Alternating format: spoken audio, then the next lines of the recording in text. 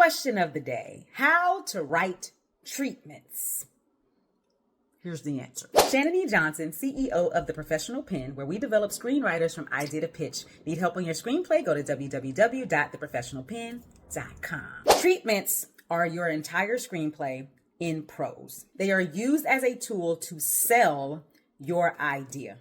Now, in the past, treatments were often requested. So when you write your screenplay, you would almost automatically write a treatment because you knew a producer, etc., was going to ask for it, right? These days, they aren't requested as often. It doesn't mean that people don't ask for them at all. That's not what that means. But in my time of being in this industry in 20 years, I have never seen someone ask for treatment. Now, again, studio to studio, network to network, producer to producer, everyone likes their own thing.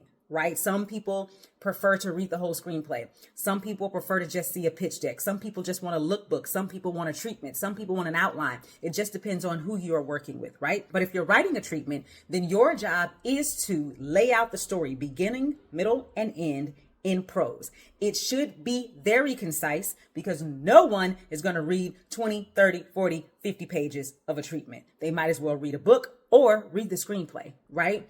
So you have to be concise. And you have to learn how to tell the important through lines of the story. Now, if this is a complex story, then it can get a little bit longer, which means you then have to put a little bit more work into figuring out how to make sure whoever is reading the treatment can follow all of the storylines and how they intertwine. The best thing that you can do is decide how many pages per act you're going to write. So if you're writing a feature and you're going to do it as a treatment, your feature has 3 acts. How many pages do you need for Act 1? How many pages do you need for Act 2? How many pages do you need for Act 3?